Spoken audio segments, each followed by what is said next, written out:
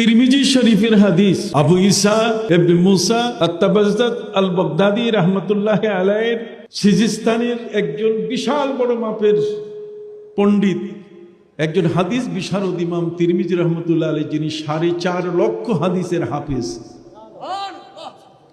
পৃথিবীতে যার হাদিস 6খানা বিশুদ্ধ হাদিসের মধ্যে স্থান লাভ করেছে, সেহা সিত্তা, পৃথিবীর এই 6খানা বিশুদ্ধ হাদিস গ্রন্থের মধ্যে একখানা হলো কি?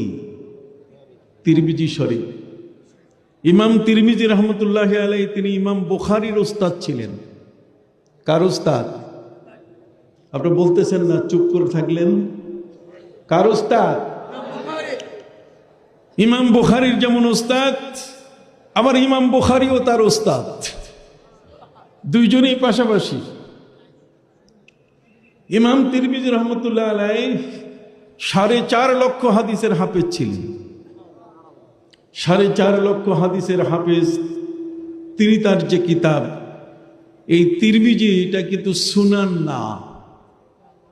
তিরমিজি কিতাবখানা হলো জামে। জামে হচ্ছে সহিহ বুখারীর মতোই একখানা কিতাব, আল জামিউল মুসনাদুস সহিহুল মুক্তাসার মিন উমুরি রাসূলিল্লাহি সাল্লাল্লাহু আলাইহি ওয়া সুনানিহি ওয়া আইয়ামি।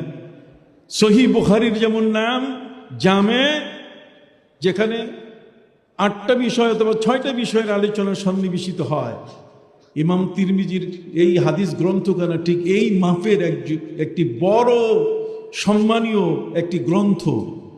সেই গ্রন্থে ইমাম তিরমিজি রহমতুল্লাহ আলাইহি এই হাদিস নিয়ে আসছেন। নবীজি বলছেন, ইজা কানাত লাইলাতুন নিসফি মিন শাবান, শাবান মাসের 14 তারিখ দিবাগত রাত তোমাদের কাছে যখন আসবে, ফাকুমু লাইলাহা ওয়া সুমু নাহারাহা, তোমরা রাত ভর ইবাদত করবে, দিন ভর রোজা রাখবে। সুবহানাল্লাহ বলেন। কেন? ফাইন্নাল্লাহা ইয়ানজিলু ফিহা ইলা সামাঈদ দুনিয়া, আল্লাহ তাআলা ওই দিন প্রথম আসমানে চলে আসেন। ফায়াগফির কুল্লা খালকিন, কোন কোন riwayate আছে কুল্লা উম্মাতিন, আবার আছে ফায়াগফিরু, তিনি মাফ করে দেন। সারা আদাদে গানামে বনি কালব, বনি কালবের মেষদুম্বার গায়ে যত পশম আছে, 40,000 মেষদুম্বা, এই পরিমাণ, তার চেয়েও বেশি পরিমাণে প্রিয় নবী সাল্লাল্লাহু আলাইহি ওয়াসাল্লামের উম্মতকে আল্লাহ তাআলা মাফ করে দেন।